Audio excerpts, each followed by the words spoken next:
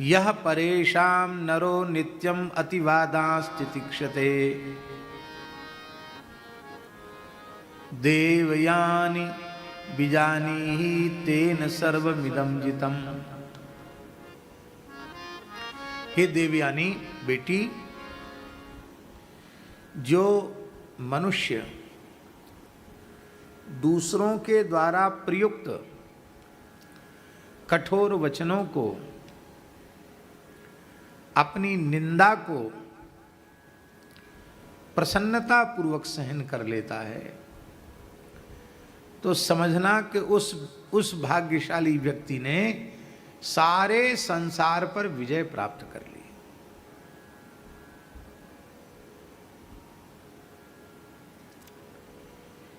हे देवयानी,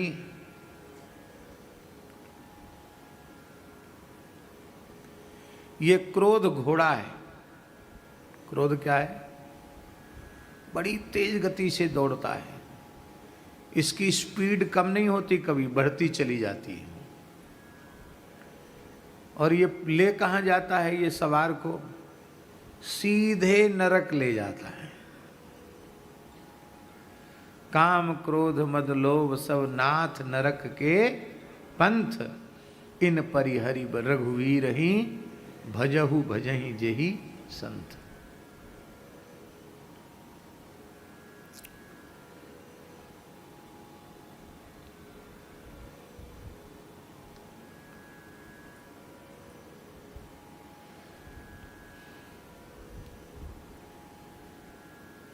उस क्रोध रूपी घोड़े पर विवेक की लगाम लगाकर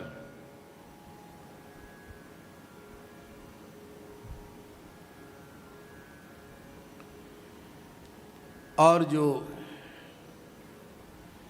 संयम रूपी कशाघात करता है, घोड़े से प्रहार करता है और उस घोड़े को भागने दौड़ने से नियंत्रित कर लेता है, वही इस धरती का सबसे प्रशंसनीय व्यक्ति है। वह नहीं जो केवल लगाम पकड़ लेता है घोड़े की। लगाम कसकर खींच ले, घोड़ा एक पग न चल सके, वो ज़्यादा उपद्रव करे तो कसाघात करके उसको एकदम ठंडा कर दे, चाबुक मार करके ठंडा हो जाए घोड़ा, क्रोध रूपी घोड़ा। ऐसा जो कर लेता है वह इस धरती का सबसे श्रेष्ठ व्यक्ति है। इतना बढ़िया अध्याय है कि पूरा अध्याय अनुवाद सहित प्रकाशित करने की होगी। क्रोध रूपी घोड़े को जो बस में कर लेता है, वही सत्पुरुषों द्वारा सच्चा सारथी कहा गया। किंतु जो केवल बागडोर पकड़ करके लटकता रहता है, वह नहीं। तो क्रोध को कैसे समाप्त किया जाए, एक बड़ी भारी समस्या है क्रोध। तमाम लोग कहते हैं महाराज क्या करें, बहुत क्रोध आ जाता है, क्रोध में बिल्कुल आपा खो देता हूँ, फिर बिल्कुल धैर्य नहीं रहता, कुछ अट्टपट्ट पागलों की तरह बकने लग जाता हूँ। तो इस क्रोध पर लगाम कैसे लगे? शुक्राचार्य जी कह रहे हैं, यह समुत्पतितम क्रोधम अक्रोधेन निरश्यति देवयानी बीजानी ही तेन सर्वमिदं जितम।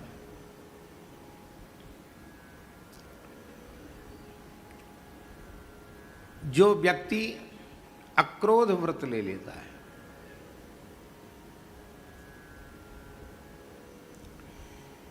किसी भी प्रतिकूल से प्रतिकूल परिस्थिति में हम क्षुब्ध नहीं होंगे, हम क्रोध नहीं करेंगे, ऐसा जिसने निश्चय कर लिया, हमको क्रोध करना ही नहीं।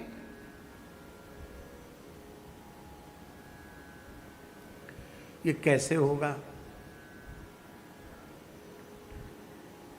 इसका एक ही साधन है कि सब कुछ भगवान की लीला है, ऐसा मान ले। अनुकूल प्रतिकूल सब प्रभु का मंगलमय विधान है, ऐसा मान ले। अनुकूल तो उनका विधान है ही, प्रतिकूल भी उनका मंगल में विधान है। ऐसा मानने पर प्रतिकूल परिस्थिति में क्रोध नहीं होगा। परिस्थिति प्रतिकूल है, पर भगवान के उस मंगल में विधान का अनुसंधान करने के कारण वो प्रतिकूल परिस्थिति भी प्रतिकूल नहीं रह जाएगी, वो प्रतिकूल परिस्थिति भी सर्वथा हमारे अनुकूल हो जाएगी, क्योंकि उसमें हम भगवान की कृपा का अनुभव करेंगे, भगवान की लीला का अनुभव करेंगे, भगवान की प्रसन्नता का अनुभव करेंगे। तो वह परिस्थिति नहीं रह जाएगी। यह परेशान नरो नित्यम अतिवादांस तितिक्षते देवयानी बिजानी ही तेन सर्वमिदम जितम।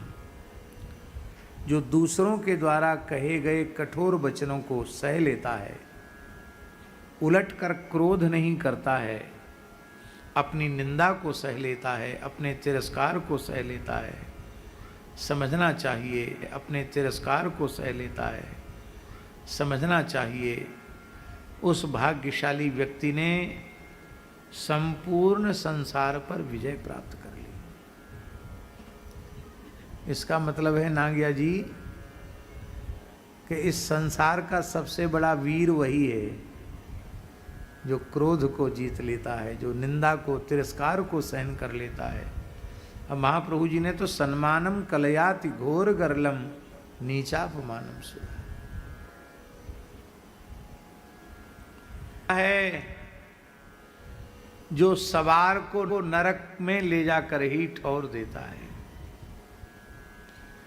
और इस क्रोध रूपी घोड़े का सच्चा सारथी वह सज्जन पुरुष है जो विवेक की बागडोर क्रोध रूपी घोड़े पर कस दे और वाक संयम रूपी कसाघात घोड़े का प्रहार करके उस घोड़े को ठंडा कर दे, टस से मस न होने दे। वही वस्तुतः मनुष्य कहलाने के योग्य है। खाली घोड़े पर चढ़ा है, बागडोर पकड़े है, वो मनुष्य नहीं है। अब प्रश्न उठा कि ये क्रोध, इसकी चर्चा भले ही हम कर रहे हैं, पर जिस समय गुस्सा आएगा उस समय सब खत्म हो जाता, पता नहीं कहां चला जाता है। ये विकार ऐसे हैं भैया जी कि ये जब आते हैं, यह समुत्पतितम क्रोधम अक्रोधेन निरस्यति देवयानी विजानी ही तेन सर्वमिदम जितम। हे देवयानी, तुम जान लो अच्छी प्रकार से इस बात को कि उसने सारी धरती पर विजय प्राप्त कर ली है, जो उत्पन्न क्रोध को अक्रोध के द्वारा नष्ट कर देता है। किसी भी परिस्थिति में मैं क्रोध नहीं करूंगा ऐसा निश्चय जो कर लेता है। और हम आपको क्या कहें, ये संपूर्ण दिव्य सद्गुण दास ने पूज्य गुरुदेव श्री भक्तमाली जी महाराज में अत्यंत निकट रह करके देखे। किसी भी परिस्थिति में उनके चित्त में क्षोभ नहीं होता। यस्मान नोद्विजते लोको लोकान्नोद्विजते च यः हर्षामर्ष भयोद्वेगैर् मुक्तो यस्य च मे प्रियः। इसकी स्पष्ट व्याख्या पूज्य गुरुदेव श्री भक्तमाली जी महाराज।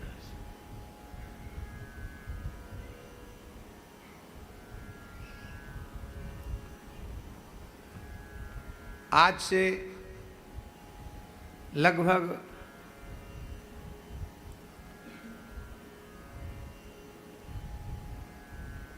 40 वर्ष पुरानी घटना होगी।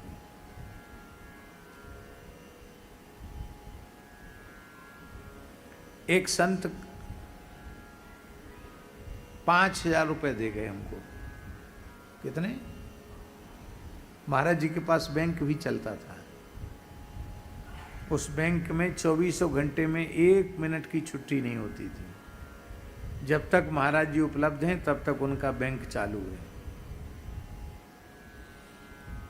जो अब महात्मा भी ऐसे नोट बदलने आते थे नागिया जी कि एक नोट आधा नोट 50 का और आधा नोट 100 का, आधा गायब। कहते महाराज चल जाएंगे, कहते बहुत बढ़िया से चलेंगे। तुरंत नए नए 150 रुपये उसको निकाल के दे देते। ऐसे नोट आते थे जो बट्टे में भी नहीं चल सकते। बट्टा में चल जाते ना, बट्टे में नहीं चलते। और ऐसी विचित्र बैंक थी बाबा।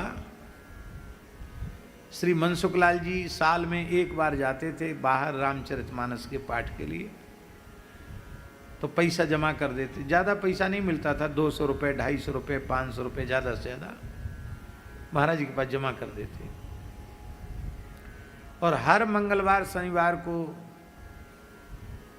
आधा किलो पेड़ा, एक फूलमाला, सिंदूर, एक चमेली के तेल की शीशी हनुमान जी को चूल्हा चढ़ाने के लिए, उसके लिए महाराज जी से 100 रुपये में हो जाता था, 100, 150, 100, 125 रुपये में। तो महाराज जी उनको देते और कहते, और वो कहते बाबा कहे हमारे खाते में से काट लेना। तो महाराज जी कलम उठा के कहते हाँ काट लिए। अब 500 रुपये ख़त्म होने में कितना समय लगेगा? 4 मंगलवार आते, 4 शनिवार आते। तो जब पूरा रुपया ख़त्म हो जाता तो जो ऋण लिखा है ना उसको फिर पूरा जोड़ देते और जोड़कर फिर जमा कर देते। वो 500 रुपये भी साल भर, 2 साल, 3 साल चलता था महाराज जी के पास। ऐसी बैंक तो कहाँ होगी। तो विद्यार्थियों के लिए पढ़ाई की फीस देना है, फार्म फीस देना है वो। और कहते थे महाराज जी कि किसी को कुछ भी दिया जाता है वापस लेने की इच्छा से नहीं दिया जाता है। वापस दे दे उसकी इच्छा, लेने के लिए नहीं दिया जाता, देने के लिए दिया जाता है। तो एक महात्मा, उनको कोई कुटिया वगैरह बनवानी थी साल पहले, 2-3 साल पहले लिया था उन्होंने। अब वो आए, महाराज जी कहीं बाहर पधारे थे, उन्होंने कहा हमारे आसन पे से कोई उठा लेगा। हम सितार बजा रहे थे, हमको उन्होंने पैसा 5000 दे दिया। तो आज भी हमारी स्थिति ऐसी है कि कोई कुछ भी रख जाए, यदि निकट वाले ने सावधानी से नहीं उठाया तो रखने वाला रख गया, उठाने वाला उठा ले गया। न रखने वाले का ध्यान, न उठाने वाले का ध्यान। ये श्री हरिगुरु संतों की बड़ी कृपा है कि न जागृत में न स्वप्न में अर्थ का चिंतन नहीं बनता है। ये भगवान की बड़ी कृपा है। सब काम भगवान के, भगवान की कृपा करुणा के सहारे चलते हैं। हिसाब किताब कभी ना आया और ना आने वाला है, क्योंकि पढ़े लिखे नहीं, कहाँ से हिसाब किताब करें। तो वो 5000 रुपये वो जहाँ रख गए थे वहीं रखा रह गया और किसी महापुरुष ने उसको जैसी आराम कर दिया। कृष्ण लीला हो गई, उठा लिया। अब जब वो महात्मा मेरे सामने पड़े और महाराज जी भी आ गए, तब मेरे स्मरण में आया कि उन्होंने 5000 रुपये जमा किया था। ये 2-3 दिन बाद पीछे की बात है। और महाराज जी आ गए थे और वो हमको नीचे दिखाई पड़े महात्मा। तो हम खोजने लगे अपने आसन में, पुस्तकें इधर उधर उलट पलट के। तो महाराज जी बोले, पंडित जी स्वाध्याय और साधन दोनों का परित्याग करके किस प्रपंच में लगे हो? क्या बात है, कुछ खो गया है क्या? पुस्तकें इधर से उधर गिरा रहे हो, खोल खोल के देख रहे हो। प्राय पुस्तकों में लोग रख देते हैं, हम भी रख देते थे। तो न थैला न पुस्तक होए तब न मिले, था ही नहीं। तो हमने डरते डरते कहा, महाराज जी अमुक महात्मा पैसा ले गए थे, वो तो दे गए 2-3 दिन पहले, लेकिन हमसे बड़ी भूल हो गई, कोई उठा ले गया। अरे उठा ले गया तो उठा ले गया, जिसको आवश्यकता थी वो ले गया। अब इसके लिए इतना शोक क्यों करना? गतम न शोचामि कृतम न मन्ये। अरे जमा ही तो करना है। तुरंत डायरी उठाई और जुगल शरण जी के जहाँ पैसा लिया था लिखा था, उनके बैंक के खाते में लिख दिया, पैसा जमा हुआ। जिस तारीख को आए थे उस दिन पैसा जमा हुआ। तो उन्होंने तो पैसा जमा कर दिया। अब उनका काम पूरा हुआ, हमने स्वीकार कर लिया। गतासूनु से नानु सोचंति पंडिता और गतम न कृतम न सोचामि गतम न सोचामि कृतम न मन्ये। ये 2 वाक्य महाराज जी ने कहे। और एकदम सामान्य भाव से वे अपने कार्य में लग गए, हमको भी अपने कार्य में लगा दिया। ये बात बहुत छोटी सी है, पर आप विचार करो, आज से लगभग 40 साल पहले 5,000 रुपए की कोई कीमत होती थी कि नहीं?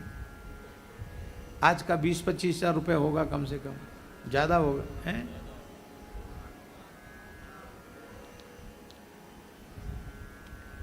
और इतनी बड़ी राशि को जैसे कुछ भी नहीं तो ये तो कहते कह रहे तुम बड़े प्रमादी हो, बड़े भुल्लड़ हो, बताओ भूल गए, क्या गलती करते हो, अब कहाँ से हम भरेंगे? कुछ नहीं, एक वाक्य नहीं कहा, तनिक भी क्रोध नहीं आया, तत्काल किसी भी परिस्थिति में क्रोध नहीं। यस् समुत्पतितम क्रोधम अक्रोधेन निरस्यति। अक्रोध का जो उनका व्रत है, उस व्रत की, अक्रोध किसको कहते हैं? क्षमा भाव का ही नाम अक्रोध है। ध्यान से सुने, क्षमा भाव को ही अक्रोध कहते हैं। एक तरफा यह निर्णय कर लेना कि हमें क्षमा ही करना है, बस इतने से ही क्रोध उत्पन्न नहीं होगा। क्योंकि अक्षमा की वृत्ति का ही नाम क्रोध है और क्षमा की वृत्ति का नाम ही अक्रोध है। और सच्ची बात यह है कि आप क्रोध रहित अवस्था में जीवन भर रह सकते हैं, पर क्रोध युक्त अवस्था में 24 घंटे भी नहीं रह सकते। 24 घंटे भी क्रोध आप में रहेगा तो आपकी मृत्यु हो जाएगी। इसका मतलब है जो हमारे चित्त को विकृत बनाने वाले तत्व हैं, आने जाने वाले हैं, वे नित्य नहीं हैं, वे हमारा स्वरूप नहीं है। हमारा स्वरूप तो है प्रशांत, शांत, यही हमारा स्वरूप है। सत्य, दया, क्षमा, अक्रोध, यही हमारा स्वरूप है। हाँ, कितनी बढ़िया बात। इसलिए यस् समुत्पतितम क्रोधम क्षमये निरस्यति यथोरगम त्वचम जीर्णा सवै पुरुष उच्यते। श्री शुक्राचार्य जी कह रहे हैं, जैसे सर्प पुरानी केंचुली को त्याग देता है, उसी प्रकार से मनुष्य उभरने वाले क्रोध को क्षमा के द्वारा जब त्याग देता है तो वह व्यक्ति श्रेष्ठ पुरुष माना जाता है।